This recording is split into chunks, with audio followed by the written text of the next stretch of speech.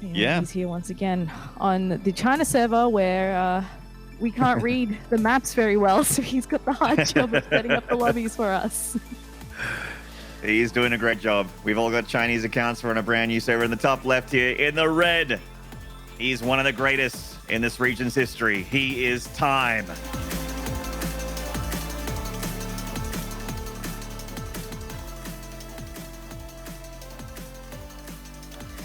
And down in the bottom right, spawning in the blue, this is our Zerg player, BreakingGG.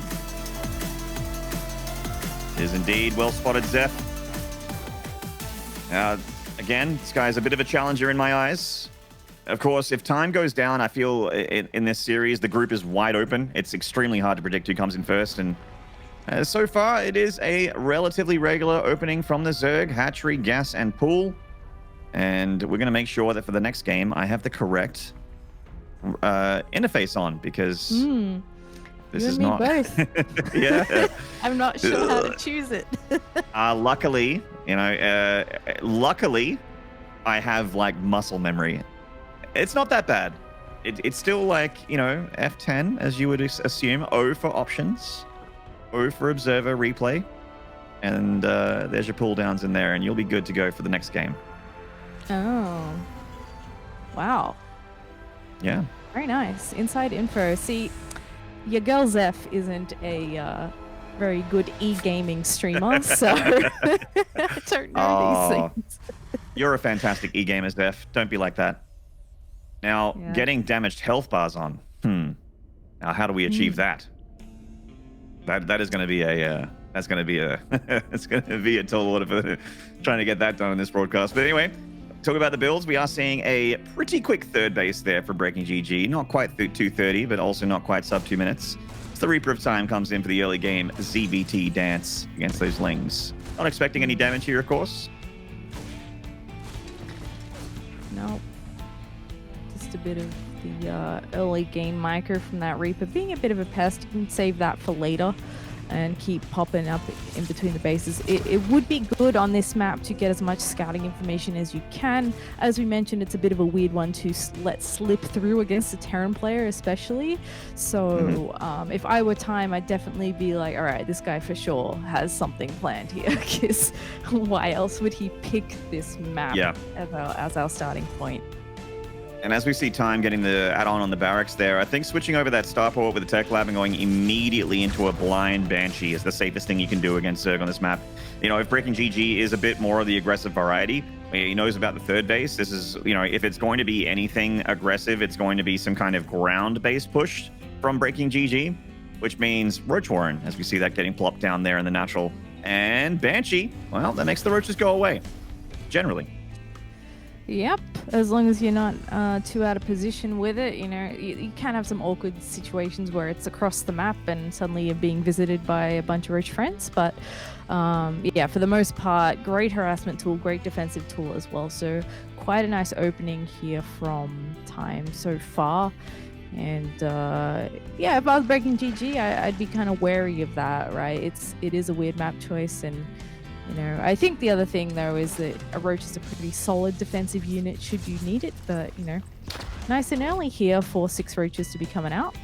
Yeah, nice and early indeed, Zeph. I don't think this is to sit back and stop the Hellions from getting in. I think this is with an intention of being a little bit sinister here from BreakingGG. You're spot on with your aggression call there. So you've been watching a little bit of BreakingGG VODs. Just give you guys some inside info, as production told us. Apparently, BreakingGG is known as Hamburger GG to Time specifically because he stole his hamburger once. And that's all it took for him to be branded as Hamburger GG forever. The Hamburger himself. Oh, wow. Good. I didn't even think about tying those two together. This is why you get the big bucks, Seth. Well, I'm not sure if he's going to be burgling any hamburgers this game, because the Hellions have already spotted that this is coming on. Time, of course, being nice and cautious here. Banshee is at the ready at the front. They're targeting down Ravagers already. Marines at the supply depot wall there, trying to pick off whatever they can before the Zerg breaks through. Needs a repair on that supply depot. Second Banshee out here as well. That's helping out a lot, but SCV is going to start falling here. I mean, as long as the Hellions and Reapers survive, that should be okay. It's not really the Roaches and Ravages that kill you here as a Terran. It's the Ling Flood behind it. We can see that BreakingGG is getting some damage done. 7 SCVs have died, knocking time down to 38. But that's completely manageable, especially considering the Terran's got a third base on the way. And I actually feel like time is in a relatively decent spot here. The Zerg just spent a lot of money on drones and a lot of lava on drones. So they actually don't have much of an army at the moment whatsoever. There are only 4 queens out, and I think that honestly, as time with your cloaked banshees here, you send them across the map, and you could probably get a good cluster of drone kills here, and deal with that big drone count that BreakingGG is just going ham on right now. He's made nothing but drones since that attack. Yeah, and that's the right call. If you attack all out on there and it's really not working out, I think the worst thing you can do is trying to force the issue. No lair, but he does have some spores ready with those queens as well. He should be able to ward off those banshees, and time will take care of those hopefully and not lose them, because there's a lot of harassment potential here. We'll be able to take out a queen by the looks of it and not lose the banshee. Then he can move on to some more drones, and this is really rough for BreakingGG because you want to be building that drone count up at this point. You don't want to be sitting here 7-8 minutes trying to get to your 60 drones still, because that's about when time is going to start pushing. And time not even losing any of these banshees here, finding 10 drones worth of damage is a great counter blow there to BreakingGG. Keep in mind on his side of the map, he's already approaching 50 SCVs. He's had non-stop SCV production on 3 CCs, got triple mule available, and 1-1 is on the way. Stem done for his Marines, and this is where things get scary for Zerg on Submarine, because we are heading towards that tank push that we're all afraid of. And look at that armory timing. Oh my god, time. Even under pressure against a professional pro gamer. Instantly, perfectly timed armory means 2-2 is going to start immediately when 1-1 is done, and that's some hot Terran porn right there. So all you Terran players out there, you're welcome, courtesy of this stream. I like the creep spread starting to move out here for BreakingGG. That's going to be really critical, but for starters, this 4th base is going to be in great peril from this double drop. I'm not sure if he's got enough to defend it here, but there's no creep spread here either, so he didn't actually catch vision of this, and he's going to have to come down and try and save that hatchery. It's dropping so quickly. I just don't think it's enough, and down it goes. Very nice pick off for time. Absolutely, and we're in a situation where the Zerg's almost the same worker count as the Terran and has lost their 4th base, so it's a simple 3 base against 3 base as well. So economically, army supply wise, upgrade wise, army composition, it's all favored for the Terran right now. There was a window where BreakingGG went for a bit of an attack. It looked good at the start, but of course time handled it, and I like that he went blindly into banshees here, just knowing that BreakingGG would very likely do that. And this is just a lead from the Terran that I would be like, okay, if this is Maynard playing, he throws this. But does time throw this? I don't know, man. It looks really good for time. Yeah, he's a little bit too crisp, I think, to be caught off guard here. Looks like BreakingGG is trying to continue pushing out that creep and find different ways to move forward with his presence on the map. I do like how he has units kind of spread out on 3 fronts, whether it's queens or roaches and ravages. Just pushing the limits of his vision and trying to defend here. It looks like he's going to continue on with that lair tech Roach, Ravager, Baneling, heavy hitter kind of unit composition, and wait for that really big Terran push to come in and hopefully crush it. So looks like that may not be too far away. This is when time is strongest, when he's on Marine tank. I actually would like to see a few more Marauders here from time, not only to help him out with the Banelings, but also to just directly engage those Roaches a little bit more cost efficiently as well. But, I mean, he is time. I'll let him do whatever he likes.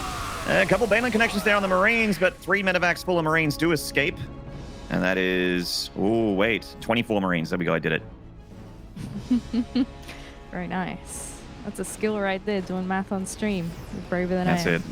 That's normally, for all of you up-and-coming commentators out there watching right now, don't do that. Don't do what I just did.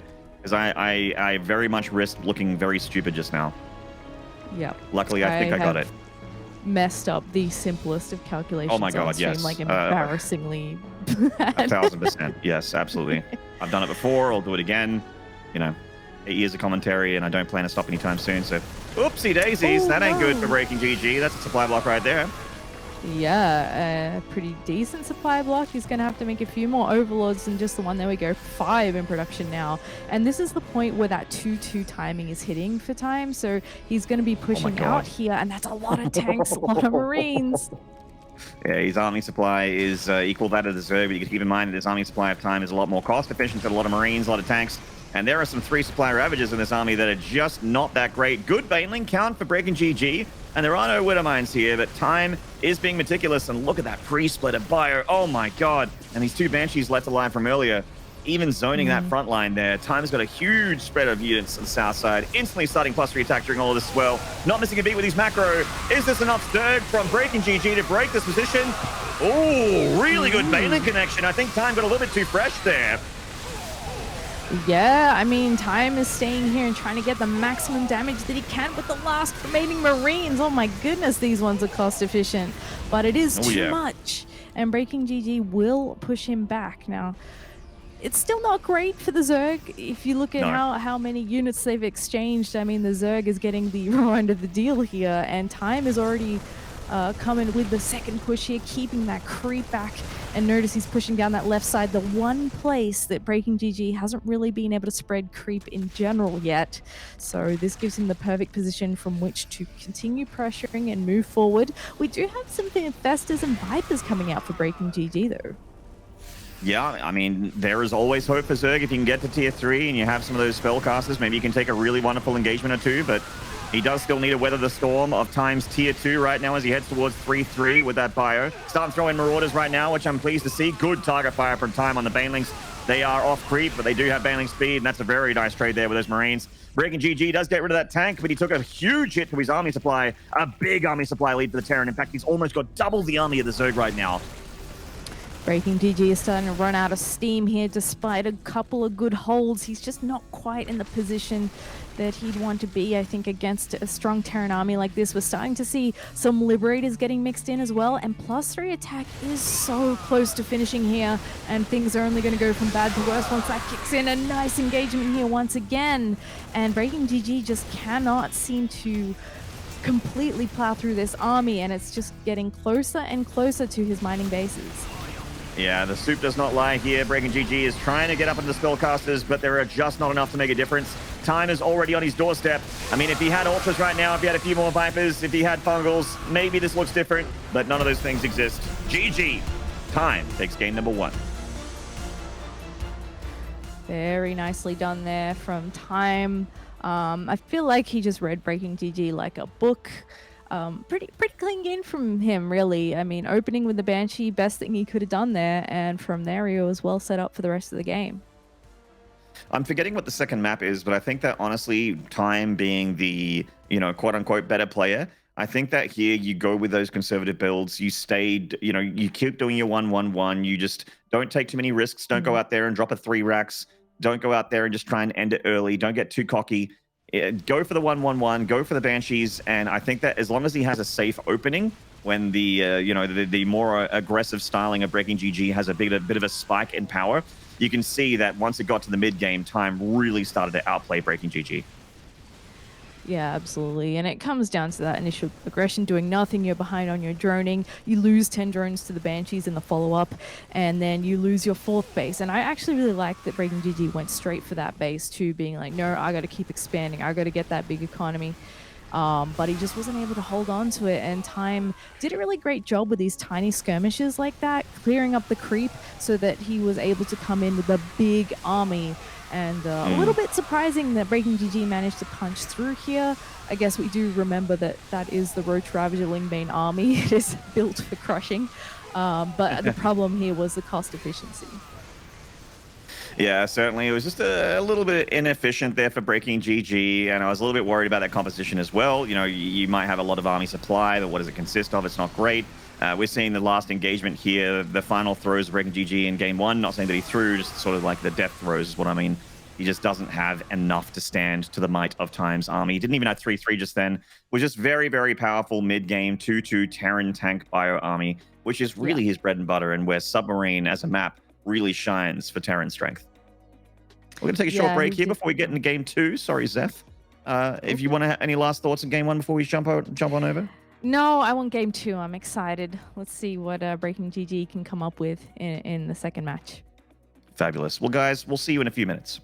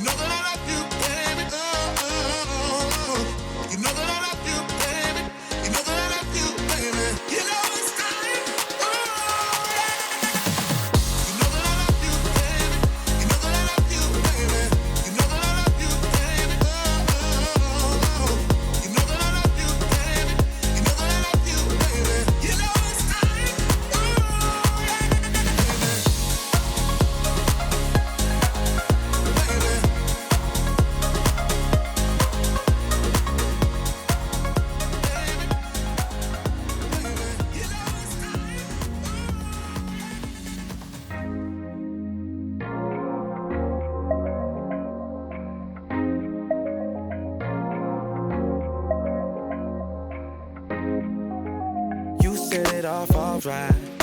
You gotta get it out. You wanna lose yourself in time. So girl, just let it out. You said it once, not twice. You don't wanna wear it out. 'Cause you are one of a kind. How else would I know? Your love, your way, I cannot describe it. Girl, you got me lost for words. Oh, I got a lot to learn. And I want you to stay. Don't wanna throw you no deuces. Yeah, just wanna show you the truth, baby. No lie, no lie. I'll go to the edge and back again 100 times. Still can't describe. Oh, there's no similar. Nothing to compare. Oh, girl, no similar. Nothing to compare. I swear I don't need the answers, baby. I don't wanna understand it. No, I know. Can't think of a similar. You ain't like that or like this. If I shoot my shot, then probably I miss. If I lose that love, then probably I switch. If I see it ain't broke, then why try and fix it? I ain't tryna interfere on the interstate. I see love in the mirror, better concentrate. If it's real, then it's near, and it's never fake. Talking about your love, your wave. I'm never undecided. Got me running out of words to say. Man, I feel I never learned a day. Still, I just want you to stay. Don't wanna throw you no deuces. Yeah, just wanna show you the truth, baby. No lie.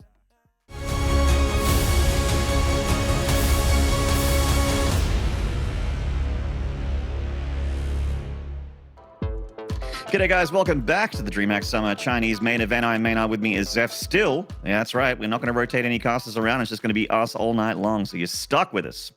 And looks like GSL is over as well, so keep that SC2 hype train coming and enjoy some high-level Chinese games. Zeph, how are you feeling about the series so far? Game 1 seemed a little itty-bitty one-sided. Tiny bit of a bop. Look, that's not unexpected here. I think everybody's got their work cut out for them in taking out time. It's just a little bit of an unfortunate truth, I think. You know, it's rough because I don't want to, as I said, count anyone out. I don't want to make this unhype, but it is a tough ask. So we'll be hopping into map number 2 shortly. I think it's Pillars of Gold up next. And we'll see if BreakingGG has another plan here, because don't forget Submarine was his map pick, so this means that we're now also playing on Time's map.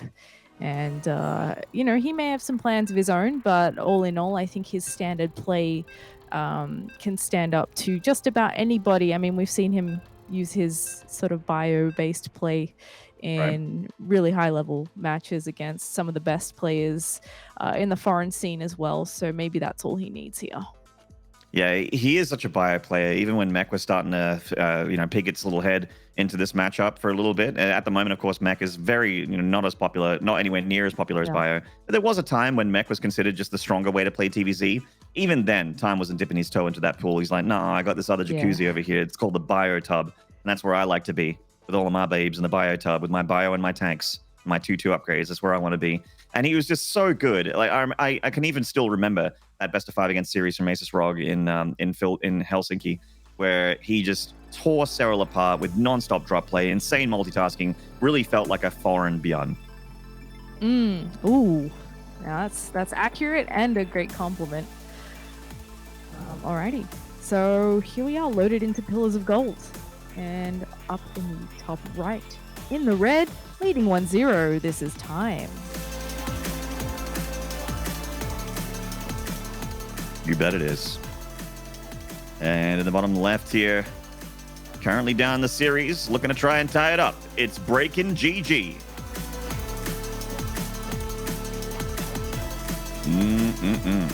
Love this matchup. Looking forward to seeing how, you know, some of my favorite, like my favorite Chinese Zergs go, like Shigua has been talked up a lot by the foreign community as a insanely good Zerg. I remember back at WCS Kiev, I can't remember which one, they kind of blended together. It was either summer or fall, I don't remember. But actually it was I think it was summer. But the Shigwa was really talked up as like, oh no, like he's so good right now. He's so good. He's so scary on ladder. He's so scary in tournaments. And he kind of didn't really come to that. Like he didn't really bring it. He didn't bring it to that tournament. We were really excited for him. We believe the pros whenever they say something because they also, you know, back in 2016, they were saying, you know, there's a Serral kid. And obviously Serral's been around for a while, but he's starting to get really good. And we're like, really? You know, we're not seeing him win tournaments, but we believe you. We believe you. And sure enough, there he is. A couple of years later, destined to become a world champion. And so they were talking about Shigwa in sort of a similar sort of reverence. They were like, "Oh, this guy's really, really good, really, really good." And people like you know, Time and a couple other players from like the Chinese and the Taiwanese region just kind of fell to the wayside. And then all of a sudden, Time just exploded after the Asus ROG. Managed to even get himself voted into GSL vs. the World. He became a fan favorite seemingly overnight. Yeah, really strong play. It's interesting too because, to your point, Shigwa, I was just discussing this before. He's actually 33. He's been around for a long time. He was around back when I first started casting in 2011, and we were sometimes doing English streams for Chinese tournaments, and he was like the guy. Him and Max said were like the players that were most recognizable from the region. So I'm not surprised that he's been talked up so long because he is very, very good. And he's been prominent in the region for a long time. It's just he's been overtaken by guys like Time, and you know, maybe he will get overtaken eventually by some of this new blood Zerg. I say that in air quotes because a lot of the Zergs have been around for a while, but like BreakingGG. That's right. BreakingGG is pretty fresh. Time and BreakingGG actually quite young. I feel like they got a pretty lovely career ahead of them, especially with Time being a little bit further ahead, already getting to, you know, qualify for some of those biggest tournaments, making a bit of a splash as well, getting some scalps. BreakingGG yet to do that, but you got to stick with it, man. You got to put your head to the grindstone. This game really is such an incredible grind. It's one of those games where to get really good at it, you just need to. You got to play a lot of it, and then when you're not playing it, you need to be thinking about it. You know what I mean? When you're sleeping, you need to be dreaming about it. Yeah, and guys, if you're just joining us from the end of GSL, please note that ESL_SC2B is also live with our friend Creighton covering the other side of the matches. So that is Cyan and Shigwa playing on over there. The next match we'll be casting on the mainstream will be the winner of this series versus the winner of that series. So get your multi-twitch happening. And oh, nice scout there from Time getting in. Sorry, BreakingGG. That's right. The other player, he had a 50-50 shot. Unfortunately, it was missed. Missed it. You missed it. That's all right. Better luck next time. We've got plenty more games ahead of us. Now, it is a naked starport building something. So right now, BreakingGG is thinking, oh, Medevac Hellion or Liberator. It's one of those two. You don't really do something else if you if you don't have an add-on on the starport. And also got to see the tech lab spinning on the barracks, so he knows that this is a bio follow-up. Yeah, and this is one of my favorite Terran openings. I think it's so strong. You can pull the Zerg in a couple of directions at once, especially when they're reliant on Queens in this early game, as we see here, using the Queens to try and knock down that Liberator. But that means they're not necessarily on the Hellions, but these Lings will come in and help out with that defense a bit. Now, only one drone has gone down so far, but that's so far. The Italians are still alive. Now it's 3. The Liberator got 2 Queens as well. And getting into the Queen count this early, I mean, you as a Zerg know, Zeph, that is pretty nice as a Terran, because less Queens means less creep spread, means less defense against things later on, like drop play. We are getting our 2 medevacs kicking in for Time. He's about to have his 3 Raxes, 2 reactors, 1 tech lab barracks kicking in for his production on that bio, which once again, just like most Terran builds, will be going into 1-1 directly into combat shield after stim with a 3rd base behind it. Yeah, and that said, he killed a couple of Queens, but he's still got 6. So he's not hurting too badly just yet. It's just that heavy Queen Star's the nature of it. He's actually going for Overlord speed here and the 1-1 melee. He does tend to sit on Lair Tech for a little bit, but interested to see if he wants to make anything of that Overlord speed later. I know Shigwa, for example, will sometimes utilize some Ling drops in the main. Not sure if that's BreakingGG's vibe, but could be a nice little way to throw Time off. It's such a stylistic thing to do stuff like that. Yeah, Tilo really likes it. We got an attack here at the 3rd base. It's a very, very anti-Zergling bowl of Terran units here, but that's a lot of Lings. Looking for that surround. The Queen's at the backside. Oh man, that Queen count looking healthy again. Like you mentioned, Zeph, already up to 6, and they're all in that front line, fighting back that Terran horde. Now, at times, did get rid of a bit of creep spread there, but didn't find any actual damage. So a good hold from BreakingGG. What a defense there. Yeah, really nicely done. And Time is going to go back to just trying to clear up this creep. Obviously, when he pushes later, he's going to swing round to the right of that third base of the Zerg, or he's going to try and get up on top of that ramp area and try and set up with those tanks that he's now producing. But I do like that Time is already moving out here. Don't forget he's taking his third, so it's about that time where the pressure's going to start ramping up a little bit as that 1-1 finishes.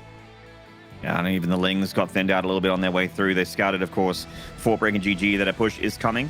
It does mean inadvertently that he does have a ball of Lings in the backside. It's not a super convincing flank, especially considering there's a lot of Marines here, but the tank exposed might get picked off. Time is really putting on the pressure on this 4th base. Once again, the 4th is looking like it's likely going to go down here. Not much energy left for these Queens for transfusions. Yeah, it's going to go down. Actually firing at Lings from behind, and the Queens and Banes at the front are going to start moving in. No Bane speed just yet. Stings a little bit here as Time with some nice focus fire. He's actually going to lift up and go straight into the main, realizing that there's nothing that can really stop him from doing that at the moment. He may be able to get a few more trades here. Certainly, that 4th hatchery is still like running on fumes at the moment. Doesn't have a whole lot going for it. Spore Crawler being picked off, so the medevacs are pretty safe. The Queens are nowhere here to pick off those medevacs, so Time can just pick up when the Banelings get close. In fact, he's going to try and target fire a few down. Ooh. Does lose a couple Marines, but again, he is just trading like a madman right now. The trades have been horrible for the Zerg. If you check the resources lost here, it is absolutely so sick for Time at the moment. It seemingly doesn't look like much, but when you look at it, it's like, hang on, there is a lot of Zerg dying right here, and the supplies don't look as close as they should be. The Terran, even in fact, ahead in workers.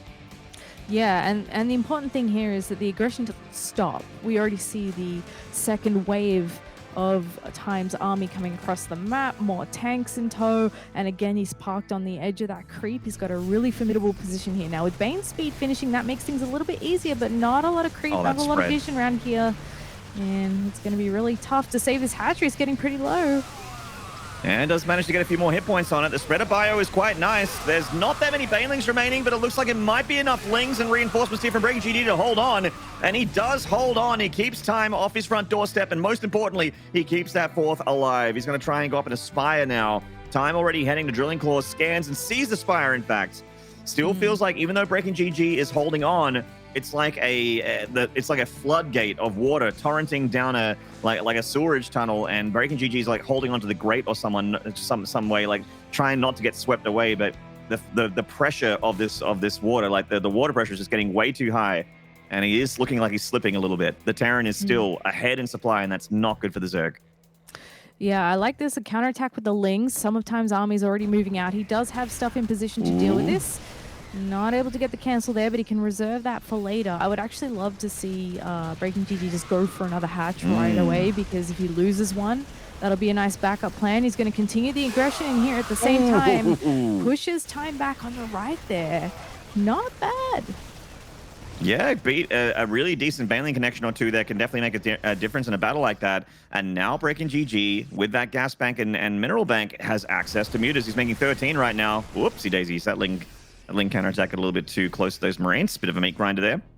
Keep in mind that 2-2 is on the way for the Zerg and nearly done, whereas 3-3 has started for the Terran. There's nothing really out of the ordinary there. Terran usually has faster upgrades if everything's going to plan.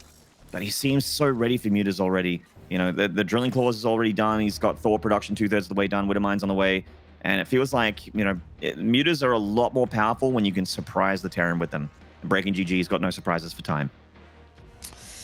Nope. And he might be stuck using these mutas for defense in a second, because Time is coming out with a pretty formidable force. There's a bunch of splash in there with the mines, as you mentioned. A fair Marine count as well. All right, he's going to maybe find himself a tank here. Getting the Sentinel's turret is also useful if you want to do some run-bys later on, but he pulls out of there. That hatchery's going to go down, though. Can't say that. No cancel either. Yeah, there's a hatchery kill on the 5th as well. Bit of an interesting sort of expansion location of direction for BreakingGG. Time taking a bunch of damage in front there, but he's going to queue up some Liberators on the south side. So he's going to have to deal with harassment while also defending that 4th. Time pulls the SCVs back. He's lost a couple of them. The 3rd should survive with reinforcements. Some more Marines come in from the main base. I don't think the 3rd should go down. A big drop in the main base. Oh my. No.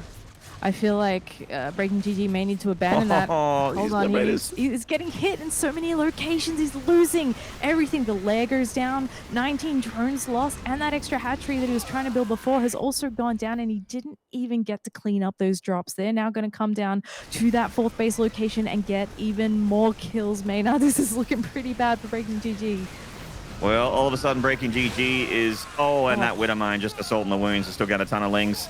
BreakingGG has lost the main base. The lair is dead. The 3rd is dead. Or rather, the 4th is dead. The 5th was killed. The BreakingGG went for a big counterattack, but gotta say, like, the amount of damage that the Terran did is way more than what the Zerg did. Great target fire on the Banelings. Time just trading as well as he can. Even if this gets cleaned up, he is so insanely far ahead. I can't even begin to tell you. I can't even begin. Don't even ask me. Oh boy, 44 drones left. There's not much you can do with that. I think the best thing is to make as many units as you can and then just go for it. But unfortunately, it's too much. And Time will take himself a 2-0 win.